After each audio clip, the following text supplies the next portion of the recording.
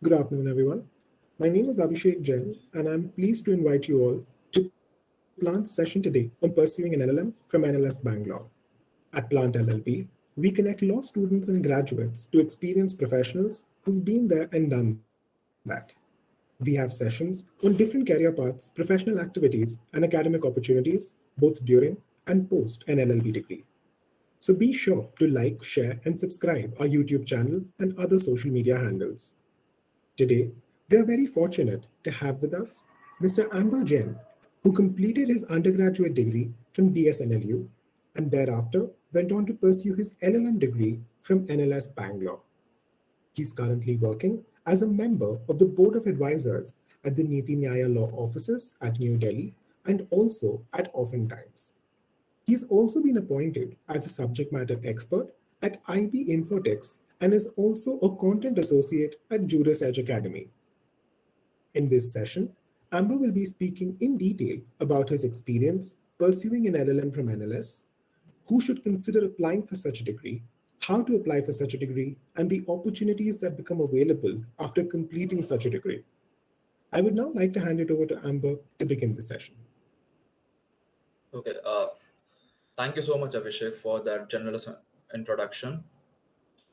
Uh, I welcome everyone to this particular session. Uh, starting with about an LLM from India after LLB degree.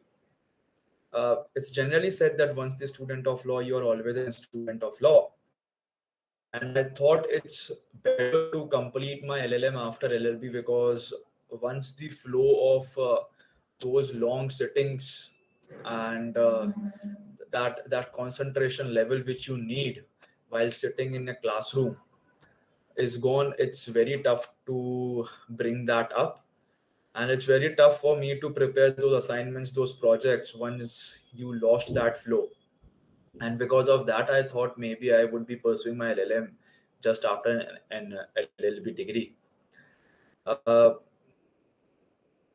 Coming on to that LLM, whether you should pursue an LLM from India after LLB degree, I would say yes, you can do that because it's great. And why I have said it so, because I hold the external factors responsible to this. What are those external factors? Actually, it's the scholarships, which are very limited, the financials are very limited, and they play an active role in in pursuing your LLM outside India. Moreover, there are other cultural and social factors also, which led the students to not to join abroad for their LLMs. Hence, I thought maybe I would be pursuing my LLM from India. Then that's why I have given a CLAT, that's Common Law Admission Test, and uh, that generally happens every year. And after you graduate or you have completed your LLB or BA LLB honors or BBA BCom LLB, after that you can appear in CLAT and you can be selected in any of the national universities which offers this LLM program. Uh, Before going on to the detailed procedure that who should apply, when to apply, how to apply, you should be knowing about the NLS first of all, because NLS offers a very rigorous academic program.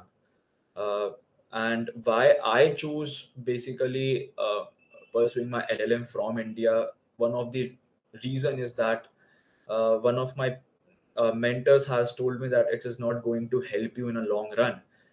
What it's basically, if you are pursuing an LLM from outside, the laws which would be taught there is not going to help you on a daily basis. However, it can help you in entering the sectors, but it will never help you to whatever you have studied in the on the daily basis. So that's why I thought maybe I'll just pursue my LLM from India. And the other very important factor why I have pursued my LLM is like I want to gain a lot of subject knowledge on the business laws and the corporate laws. That's why I thought maybe I would be pursuing it from India. The third thing why I thought why I've done it finally from the NLS is because of the financial assistance which is generally being provided by the NLS. So at NLS, they have a vision that once the student is being admitted in the university, it shall not basically left his education in between because of the financial crunch, and because of that, the NLS is going to provide you the scholarship. Myself have received a scholarship from NLS, and I'm really thankful to them. Now, coming on to who should apply uh, for LLM. So, first of all, a very important factor is that you need to have an interest in pursuing an LLM. Just for the sake of having an LLM degree after your BLLB is not going to help you. If you want to pursue LLM from the NLS or the other premier national or universities, right? So just for the sake of LLM, you can just go somewhere else. But if you really want to do it seriously, you need to have an interest, because as I have already said that the NLS gives you they have a very rigorous academic program. They'll not give you a time to chill, or it was not going to a cakewalk. You have to work hard there. Otherwise, it would be similar to like your 5 year BLLB would be considered to be a 6 year LLB, right? So if you really have an interest in pursuing an LLM, then only go for CLAT, then only go for NLS or other premier national universities. Otherwise, you would be counting every hour, every minute when this LLM is going to end. Now, who should apply? And any person who have scored 50% of marks in their PLLB degree or LLB degree for general OBC and other categories, and 45% for the other reserved category. Moreover, you can just go on and check on the website of clatconsortium.ac.in, where you'll clat consortium of nlus.ac.in, I think so. uh, on that, you'll get a detailed information about who should apply. Basically, the eligibility criteria, you would be able to know okay, what is the eligibility criteria. But this is the minimum eligibility criteria which you need to possess. Uh, and when you have to apply, there are multiple answers to that question. First of all, there is no upper age limit. So even in 40s or in 50s, if you think that you want to pursue LLM, you can go for it. You just have to give the CLAT 2020, CLAT 2022 if you want to pursue this year. And after that, you can just start your LLM. So there is no upper age limit which has been prescribed. uh, Generally, if you want to pursue a LLM, just have a work experience of a year or two, because in that case it will help you in applying your experience in those legal principles which you are be studying in the classroom. And it will also help you or will also give you an edge at the time of placements. So this is the time when you need to understand that when you need whether you want to pursue a LM or not. Other factors are also there. If there is a financial burden on you, then it's better that you start a job, and after that, when you settle, then go for masters or something like that.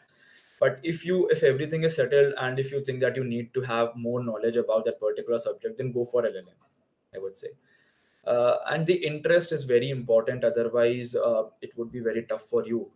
And this work experience will help you in knowing what your interest is all about. So if you are working in a corporate sector, and you think that yes, you can do well in that particular sector, and you think that you need to gain more knowledge, you need to have more command over the laws, then go for LLM. If you think that no, this particular corporate sector is not of my interest, I want to pursue, I like criminal more, then go for criminal law. It's something like that. Okay, but at the end of the day, go for your interest, because there is a dissertation which you need to make, a thesis which you need to submit at the end of your semester or trimester. So if you don't have an interest, it would be very tough for you to prepare that thesis, because now the institutes, the universities have a strict check on the plagiarism, and it's not like control plus C, control plus V. It is not going to work this time. Moreover, NLS offers a trimestral system, right? So generally, we used being adapted to the semester system, but this NLS gives you a trimester system where there are total 3 trimester in a year. It is very rigorous because the moment you would be able to understand that, okay, fine, this is going to happen, and suddenly the semester trimester is going to end. So you have to cope up with the environment, with the schedule which the NLS is going to give.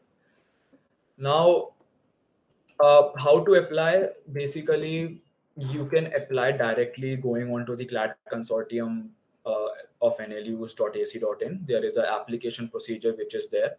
So it generally starts after 1st of January and ends in the month of May. And this time it is the CLAT 2022 is going to happen on 19 January. So there is a big gap which you will be seeing, in which if you have an interest of pursuing LLM, you can just go and fill that application form out there. So everything is happening on the online mode. However, the paper is in the offline mode. Offline mode. Now, uh, I want to share few things about the LLM which I have done directly after the UG. One of the reason why I did it was because I have a keen interest in the corporate law because of my professor, Dr. Dayanand Murthy, who taught us very well about the companies law, securities law, and financial securities at my DSNLU. So that gave me a very good interest. I want to learn more about the corporate law, and because of that thirst which I have of knowing more about this particular subject, I thought of pursuing my LLM just after my UG. Moreover, I also have an interest in the academics too, and I thought until unless I don't do this LLM, I won't be able to enter into the academics, because LLM is minimum criteria. Basically, the minimum criteria to teach is like a NET, National Eligibility Test, but you need to have that masters with you, then only you would be allowed to teach.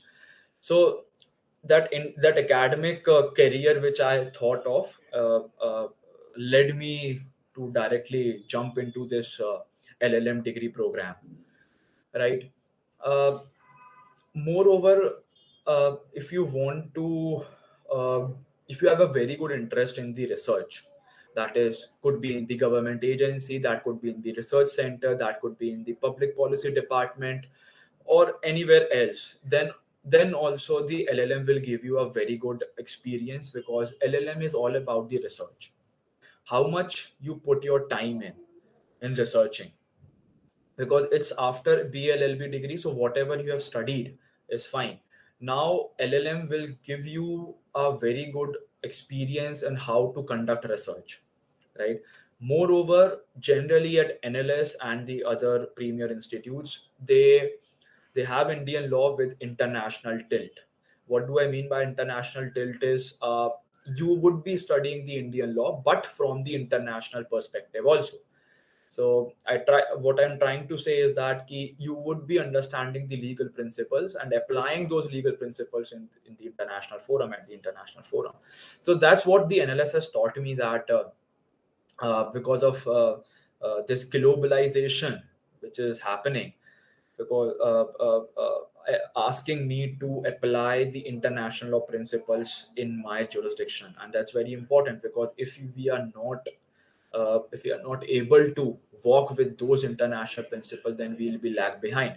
Few examples are like data protection, data privacy, right? And the recognition of artificial intelligence, all these type of things which are developing in the European Union, in US. We are also trying to cope up with those laws too. So that's why LLM will give you a very good experience on how to conduct research, how to see the international principles, applying those international principles in our Indian jurisdiction, and preparing yourself the for the for the future. Now, a very good thing which you will also get after pursuing LLM directly after your UG. So if you want to enter into a corporate sector, let's say if you want to enter into a public sector undertaking or any company. Now, in many like 40-50% of the company, 60% of the companies, they ask LLM. So if they are allowing you to enter into their corporate team as an in-house counsel, so generally 40-50% of the companies are asking this minimum criteria of LLM. So this will also give you an edge that if you want to be an in-house counsel, so after pursuing an LLM, you can just directly enter into the in-house counsel too. Now, coming on to the opportunities and skills which I have acquired upon completion of that degree. So, I have just categorized it into two parts. So, one is the academic, and the other is the co curricular activities which I have, skills which I have developed. So, first of all, academically is like after pursuing an LLM from NLS or other premier law institutes, there is a great enhancement in your research skills, because generally there the professors are something which they don't like a descriptive type of study. They want you to put some inputs in, or they want you to find those research gaps, and on those research gaps you need to make your projects and assignments. And finding those research gaps, you need to research more. So the moment you research, it is going to enhance your research skill. Second is, the moment you have research, you have to prepare the project and assignments. So that is going to enhance your writing skills, because again and again you have to write. The professors are going to reject your proposals. They're going to check each and everything, and after that they're going to accept. So it is going to enhance your writing skills. It is also going to enhance your communication skills too, because there are a lot of presentations generally happen. So there is a seminar presentation which goes on, a proper vivas are going on, so a presentation which is there in the class. So all these type of activities will really enhance your communication skills too. And a very important thing is like, what NLS has taught me is to identify my true potential. Now, I would try to draw an analogy from an Indian army. Like, you know that there is an Indian army, and there is an also in that Indian army there is a separate forces, that is special forces. So if you try to see the training, the training schedule of those of that special forces, it's something like which looks like humanly impossible. But there are certain army personnel which are going through that regular training schedule, and what their main objective is to let them know that what they are made of and what are the actual potential is. So NLS will give you give you that chance to identify your true potential. And that's very important, because during the time of NLS, when I was physically present there, so we used to study till 3, well, sometimes at 3 till 3, because if you want to submit your projects or the deadlines are very near, so you have to sit in the library till 3 till 4, and you again have to basically join the class at 9 sharp, otherwise your attendance would be short. So that's actually give me a potential, because I am the kind of person who used to sleep at like 8 hours, 9 hours. But while I was there at NLS, I was just sleeping for 4 or 5 hours, not more than that, because I have to. I was very chill. Ki, okay, fine. Now I'm an LLS. Everything is going to be fine. But that's not like that. Entering there could be easy, but surviving there would be tough if you are not. If you are not basically uh, going on with their schedule, because if you are just a step behind, you are gone. So whatever they are giving you, you need to go with that flow. So please don't think that you can chill uh, after this submission of the projects. There is a viva, there is a presentation is waiting for you. So a lot many things they have planned for you, so you have to uh, do all those things. Moreover, the opportunities are like, after pursuing LLM, you can directly go to the law firms. However, there is not that much hike which you'll get, but yes, a little bit of hike you'll get after pursuing LLM. Um, it will help you in the long run also if you are pursuing it from India. I cannot say about the foreign, because a few of my friends have did that, and they were like, "Ki the law which they have studied there is totally different." However, contract law or the company law or the few other laws, if you are pursuing it from the common law jurisdiction, you can see somewhat similarities there, but not exactly what law we are practicing. So contract law is like similar to the common law like you will see similar principles in the common law jurisdiction also. Company law also, you can see specific relief act is also there. Your civil procedure is also somewhat similar to the common law jurisdiction. But if you really want to understand what the true law is, and if you want to gain a knowledge, then I think it would be better that if you do it from India. And if you do it from India, it will give you a more opportunity. Okay, more opportunity in the sense, however, it can not that good in entering, but it will help you in the long run, that's very sure. What are the other opportunities which you will get if you pursue it from NLS is like you will get an opportunity to do an internship at the research centers.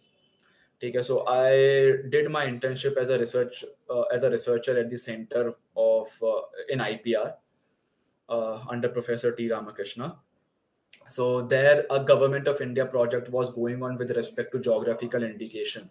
So I was a part of that particular geographical indications project, and it we used to visit the places where the geographical indications are being given. So that gave me a new type of exposure, new type of experience, that how generally the government or the policy making happens, right? More also, it will also give you an opportunity to work with those a renowned professor. Like I worked with Professor T Ramakrishna. I was also teaching assistant to him. So that really helped me in my academic career, because during that particular teaching assistantship, professor helped me. It basically made me understand that how you have to prepare the lectures, how you conduct research, how do you have to prepare PPTs, how you need basically prepare the project topics, the question paper, and much more. So these are the opportunities which you will get, basically the academic skills and the opportunity which you will get. Apart from academic, there are other co-curricular activities also which the NLS offers, like moot court is one of the thing. Socially you can participate. The culture of NLS which NLS has is a wonderful. So there you can socially participate. There are strawberry fields and lot many things are there. The sports fest is going on there. So basically a holistic development you can feel there. Participation in conferences, there is a lecture series or a panel discussion which have been scheduled when I was there. Like every week there is a new guest coming up, and they are going to discuss on the issues. Okay, that used to happen every Friday. And there are ample of opportunities, and it's totally up to you how you want to utilize them and how much you can gather, right? So that you need to keep in mind while you are pursuing your LLM from NLS. There are few common myths which I really want to bust. Is first of all, the myth is that if you are pursuing an LLM from India, it doesn't have any value. That's not true. It do have value. The only condition is that you have put your efforts in that program. So just for the sake of doing an LLM, or if you are doing an LLM from any other institute which doesn't have that much rigorous program, then you won't be able to come up in the market. So first of all, you need to understand that you have to go each and everything which the NLS has planned for you. If you think you can skip anything, I think you are skipping the growth. Uh, the second myth is generally is like, okay, fine. What I'll do is like, I'll give CLAT, I'll go for LLM, and during the time of LLM only, I'll start preparing for judiciary or other competitive exams. That cannot be possible. That is not possible at all. If you really want to do your LLM properly. And why is that so? Because of the rigorous academic schedule, because of the academic heavy schedule which they have planned for you, right? So if you have that thing in your mind ki yaar, I am going to prepare for the other competitive examination and simultaneously I would be pursuing my LLM also. That's not possible. I think if you have that plan in your mind, please drop it. Okay. uh, there are few other things which I really want to share, is that please don't cut the corners. If you start cutting the corners, then you won't be able to cut the mustard. So please think in that way that yes, this 1 year I'll give my best, and I would uh, gain whatever I can with respect to academics, with respect to co-curricular activities, with respect to experience, and with respect to the internships. Internships, generally, it's been said that you already did 10 internships in an LLB. Why you need to have it in during the time of LLM? It's not true. Please do it with respect to your interest. Because 10 internships, if you cannot figure out what you want to do, this is the last chance which you will get during the time of your LLM. कि यार चलो ठीक है, fine. If I have an interest in research, or if I have an interest in public policy, if I have an interest in academics, fine, I'll join some professor for academics. If I have a research interest, then I would be joining a research center or joining a government agency, which generally hires the research associates. If you have an interest in public policy making or something like that, then go for that. But plan your internship during that time, because that's your last opportunity which you will get. uh, Other thing is that now the competition is very tough with respect to LLM, because everyone is wants to pursue their LLM because they think that LLM is their backup plan. If you are considering it to be your backup plan, that please give yourself a time. मतलब कि your backup should not be at the initial stage only, right? So matlab, it's better that if you are planning to go for judiciary or other competitive exams, then instead of pursuing a LLM, it's better that you prepare first, and after that, if you think that yes, you are prepared now I am very my core preparation is done, then you can go for LLM. And during that time you can just revise your whatever material you have, and during that time it would be easy for you. But if you are thinking that you can do your core preparation and do LLM, then it would be very tough for you. I cannot say impossible, because there are few persons those who are doing it, okay, but it would be very tough for you, okay. um, Moreover, if you really want to do good in your LLM, there are few things which you start doing it from your 10th semester. What are those? First of all, uh, try to make your projects more research oriented. What do I mean by that is, you try to have the topics in which you need to do more research. Why is that so? Because research requires patience. So once you start developing that particular patience in your 10th semester, it would be very easy when you'll enter in this particular LLM program, and where everything revolves around the research only. Okay. Second is try to identify what is your focus area. Whether it is criminal law, whether it is constitutional, whether it is administrative, whether it is corporate, business, IPR, legal pedagogy, human rights, whatever it could be. Try to find out that particular thing. Third is like you need to start have a good presentation skills also. Now, knowing the law is good, but if you are not able to communicate that law, it would be tough for you, right? So start possessing those presentation skills too. And after that, a very important is start the habit of reading. Because during my NLS journey, we used to receive 50 pages, 60 pages, 70 pages readings a week, right? And we need to complete those readings, otherwise we are not able to understand what the professor is teaching, or we are not able to participate in the discussion. So start that habit of reading, please, right? And for example, in during my course of corporate governance, corporate insolvency, it's very much necessary that we have to read the business news or the legal updates, because generally the professors used to connect those legal news or those business news with the principles. And if you are not aware about that legal news or those business news, it would be little bit tough for you to appreciate the classroom principles or indulge into that classroom discussion, right? So this is all from my side. I don't think there is much more required with respect to the LLM degree if you are pursuing it from India. Abhishek. Thanks a lot for that, Amber. I think that was a very, very detailed session. And thanks again for sharing your experience about how you went about making the decisions about pursuing an LLM, and also how the LLM experience in itself was. That was honestly very, very, very good. I hope that is going to help the other students too, or the other aspirants. Yep, definitely. I'm sure it's going to be very, very useful. And on that note, I don't really think I had too many questions. I just wanted to ask you one question, which I think is like a common question that comes up for a lot of students who are thinking about moving into either litigation, or who are thinking about moving into either corporate or working in with the corporate law firm.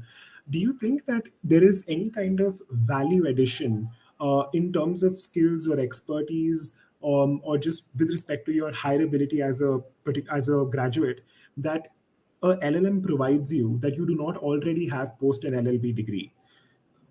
Okay, so I have two answers for that question. First of all, like for example, if you are doing your BA LLB from a college which doesn't have that much recognition, because even everyone knows that the students from NLUs have that stamp on their head that yes, you are an NLU graduate, and that gives them an upper hand actually in the market. So if you have done your BA LLB or LLB from a college which is not that much recognized, in that case LLM will give you that much edge, at least that much edge. But for example, if you have done your LLB from Nalsar or from NLS, and you again go for LLM from NLS, that is going to get, that will not give you any edge.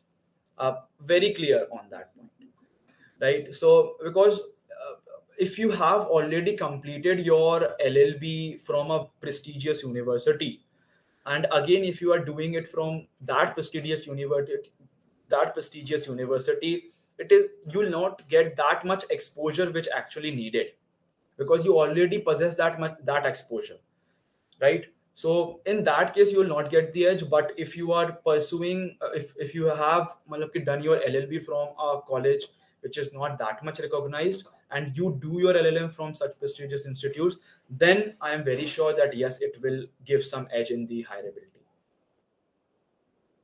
Thanks a lot for sharing your views on that, Amber. And I think with that, I come to the end of my Q&A and also the session. So thanks a lot for joining us today, Amber, and sharing your Thank you so much, experiences. Abhishek, for giving me this opportunity. I hope I have made some sense. Oh, uh, no, no, absolutely. Definitely. I think that this session would be very useful for further aspirants who are just trying to figure out which LLM they need to do, or from where and how they need to do it. So thanks again, Amber, for joining us and taking the time for this. okay, Thank thank you you. so much. Thank you, Abhishek.